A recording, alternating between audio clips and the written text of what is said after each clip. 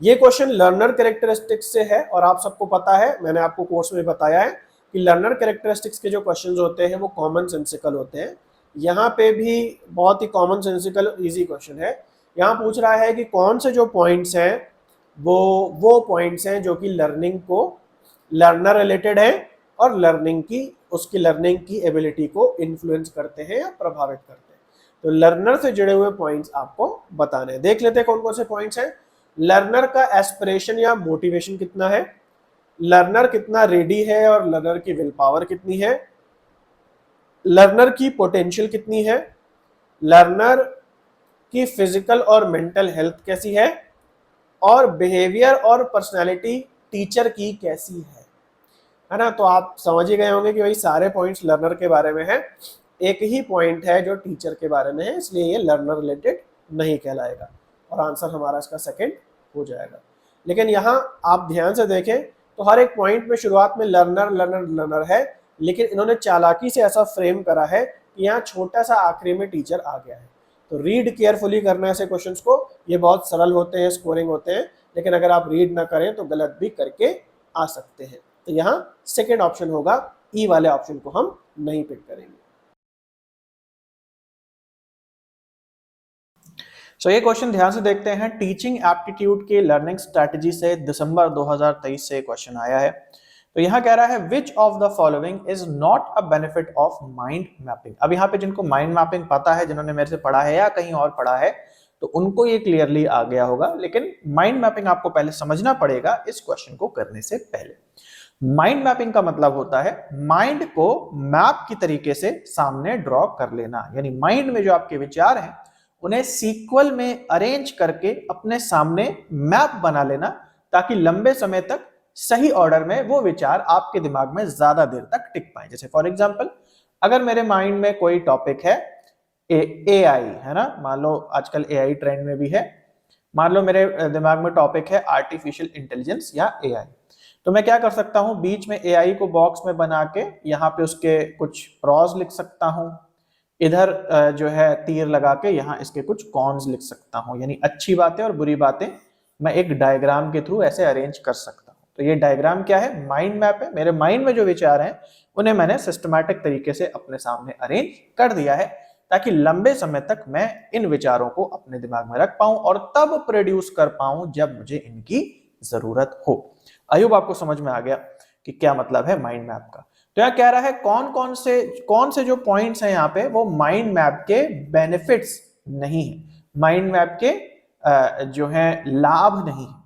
सबसे पहला कह रहा है मेमोरी रिटेंशन इंप्रूव होता है, यानी कि दिमाग में ज्यादा देर तक आप कंटेंट को रख पाते हो, सही बात है, तो ये आंसर नहीं होगा।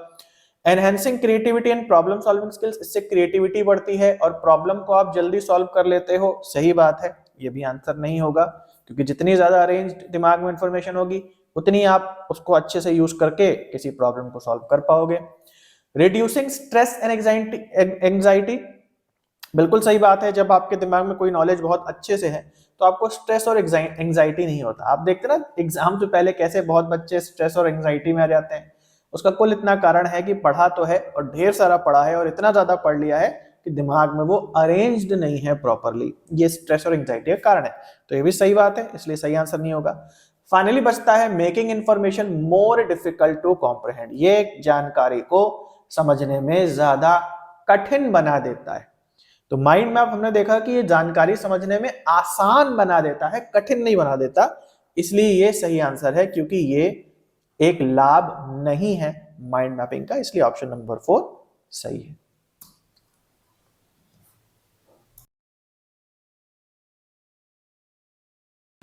ये अगला क्वेश्चन हायर एजुकेशन से है, दिसंबर 2023 से ये आया है। इसके अंदर पूछा जा रहा है इलेक्ट्रॉनिक या कह लो कि जो इलेक्ट्रॉनिक सुविधाएं हैं, वेबसाइट, ऑनलाइन या आईटी के माध्यम से जो सरकार प्रोवाइड कराती है, उस टॉपिक से क्वेश्चन। तो इस क्वेश्चन में पूछा जा रहा है कौन सा ऐसा ऑनलाइन स्टोर हाउस है जिसमें कि आप अपने सारे एकेडमिक अवार्ड्स जैसे सर्टिफिकेट, डिप्लोमा, डिग्री और मार्कशीट वगैरह को सेव कर सकते हो।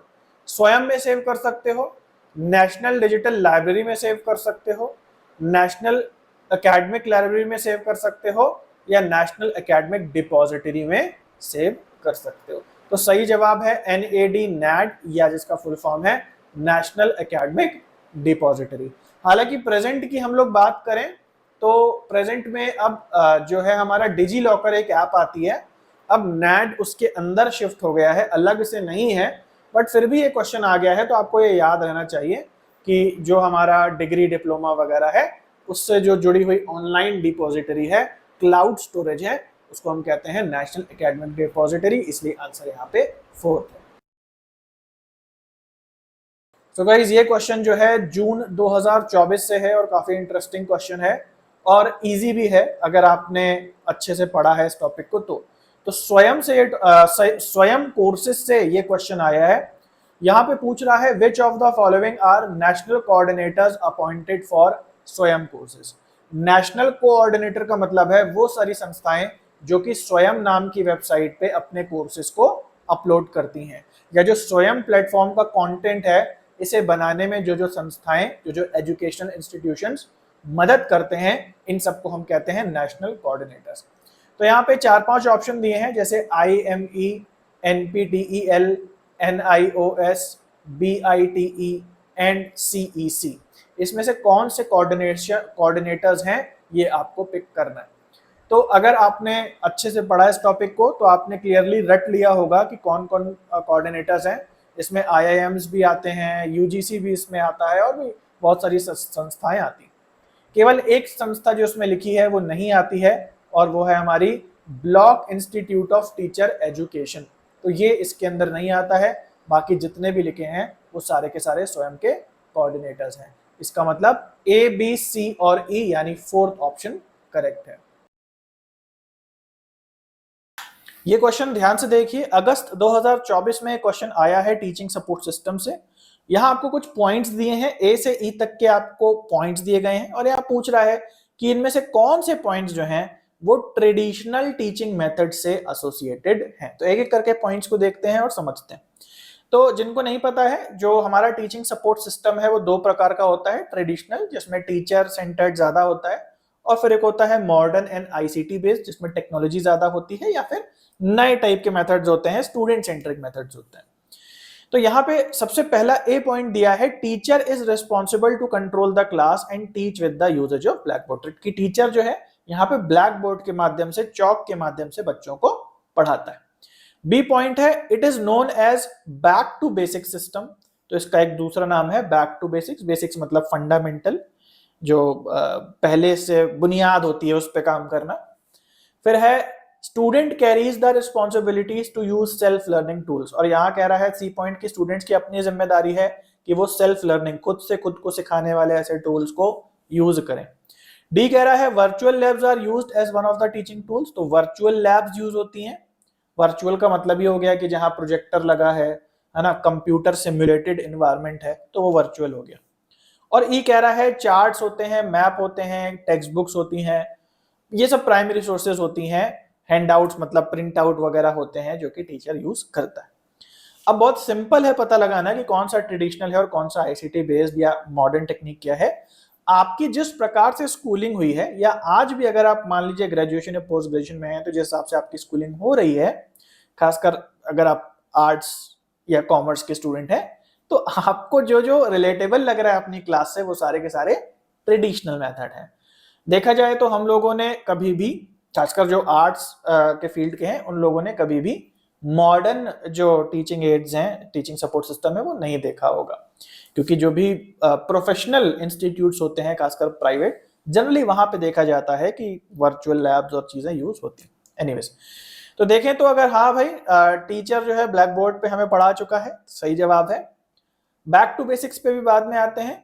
स्टूडेंट की रिस्पॉन्सिबिलिटी है कि वो सेल्फ लर्निंग टूल से पढ़ाई करे, ये गलत हो जाएगा, क्योंकि जो ट्रेडिशनल हमारा तरीका था पढ़ने का बचपन से, जो मैं टीचर हमें बोलता है कि ये है, इसको पढ़ के आ जाना तो पास हो जाओगे। इनफैक्ट ग्रेजुएशन और पोस्ट ग्रेजुएशन में भी ये होता है, तो ऐसा कुछ खुद से कर लो, ये टूल है इसकी मदद से पढ़ाई कर लो, ऐसी बातें कम होती हैं हमारे क्लासरूम्स में, तो ये गलत हो जाएगा।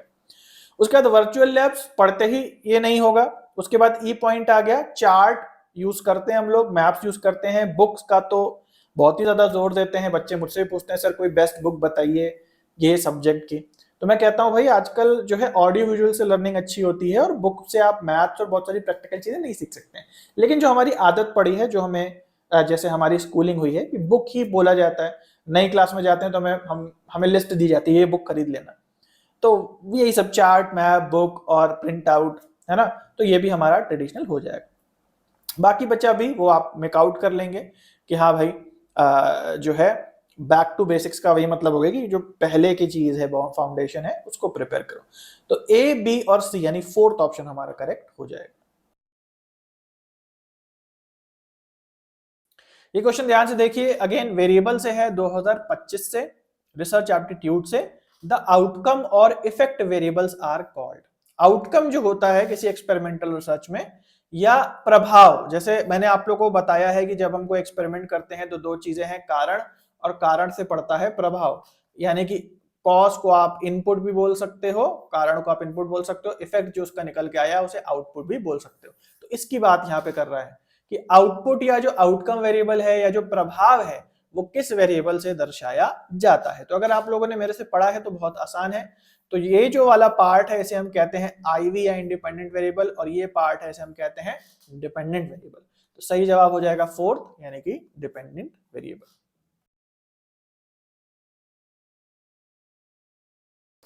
सो गाइस ये क्वेश्चन देखते हैं, दिसंबर 2023 का ये क्वेश्चन है, रीजनिंग से ये क्वेश्चन है और थोड़ा सा हमारा रिसर्च एप्टीट्यूड की भी एक लाइन है।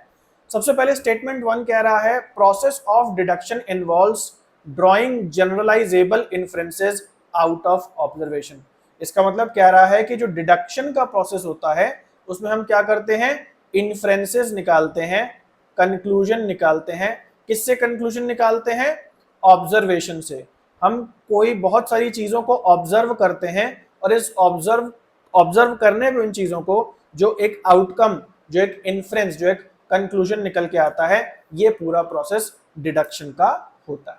तो अगर आपको पता है इंडक्टिव रीजनिंग और डिडक्टिव रीजनिंग में अंतर, तो आप पाएंगे कि ये जो प्रोसेस है ये डिडक्टिव रीजनिंग का नहीं, इंडक्टिव रीजनिंग का होता है, जहां पे ऑब्जर्वेशन यानी पर्टिकुलर और जो कंक्लूजन निकला है वो एक जनरलाइज्ड कंक्लूजन या जनरलाइज्ड आइटम यानी कि जनरल। तो ये इंडक्टिव रीजनिंग का प्रोसेस है, डिडक्टिव का नहीं है कि पर्टिकुलर टू जनरल जाए।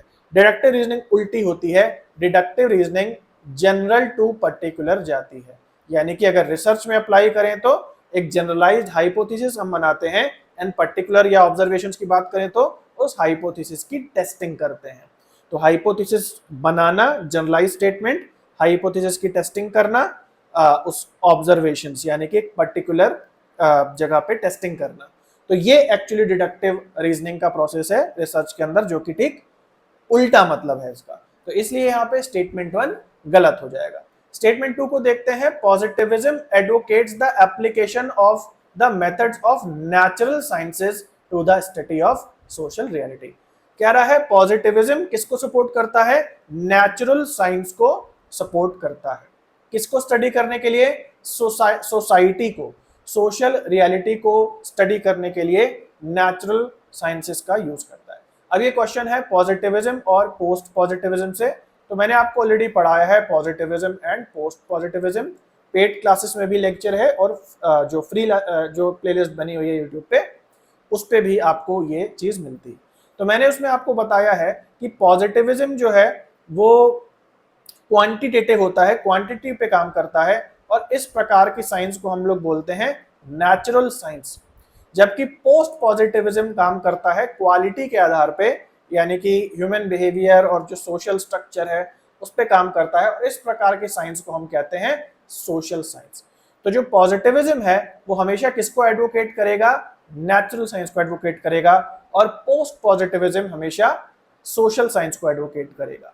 तो सही जवाब यहाँ पे है कि स्टेटमेंट 2 सही है, और इसलिए हमारा ऑप्शन नंबर 4 सही है, जहां स्टेटमेंट 1 गलत है जबकि स्टेटमेंट 2 करेक्ट है।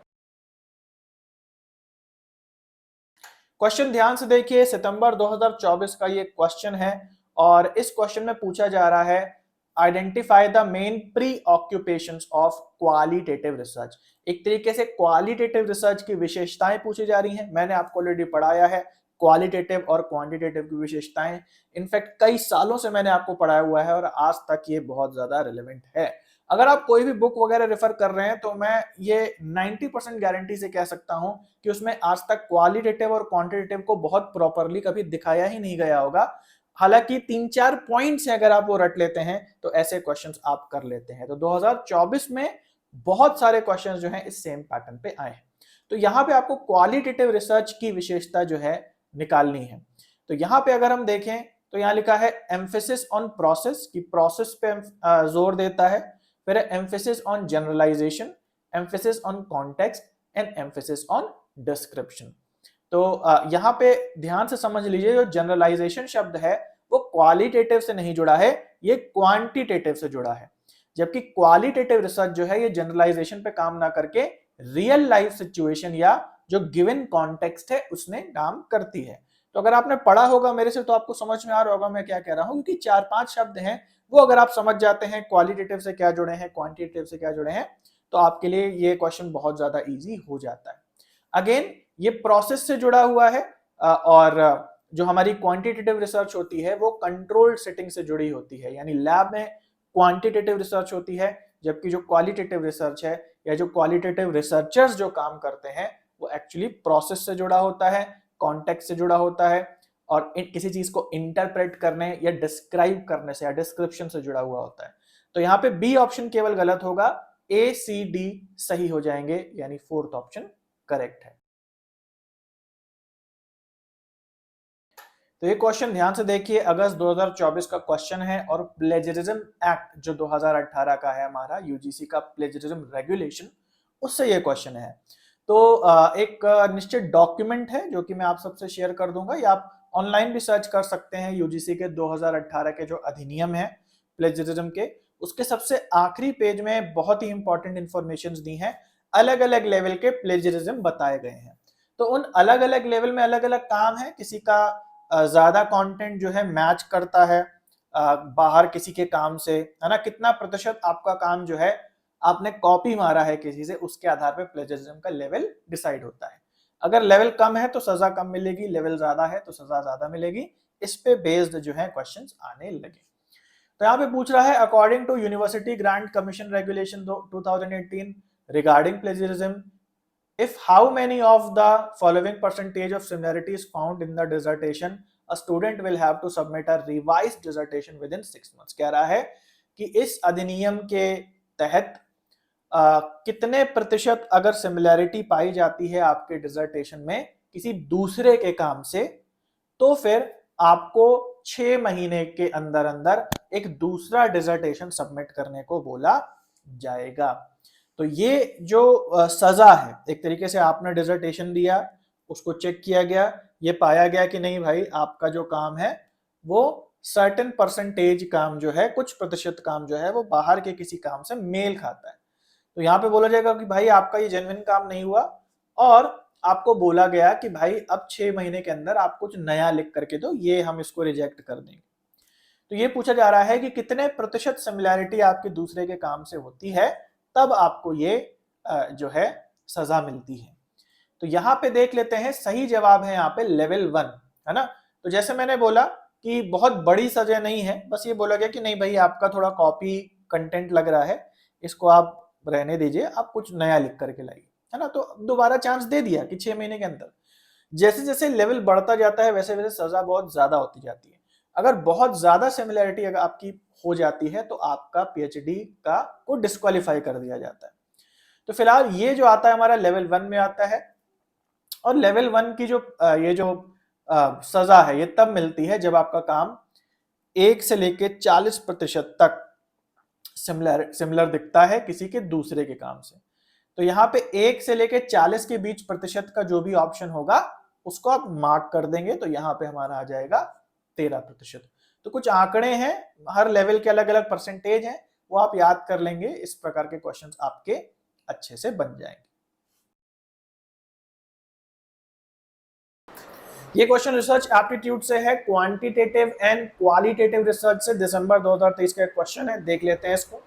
2 स्टेटमेंट यहां दिए हैं। स्टेटमेंट 1 कह रहा है qualitative research lays emphasis on contextual understanding. कह रहा है क्वालिटेटिव रिसर्च जो होती है, जिसमें क्वालिटेटिव डेटा लिया जाता है, उसमें कॉन्टेक्स्ट बहुत इंपॉर्टेंट है, कॉन्टेक्चुअल अंडरस्टैंडिंग बहुत इंपॉर्टेंट है, क्योंकि अलग अलग कॉन्टेक्स्ट में अलग अलग डेटा के अलग अलग मतलब हो सकते हैं।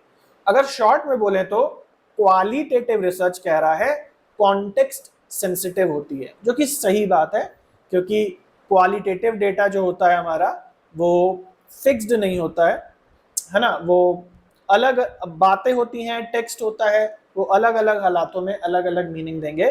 तो कंटेक्चुअल अंडरस्टैंडिंग जो है ये जरूरी है क्वालिटेटिव रिसर्च। दूसरा स्टेटमेंट कह रहा है quantitative research is typically highly unstructured.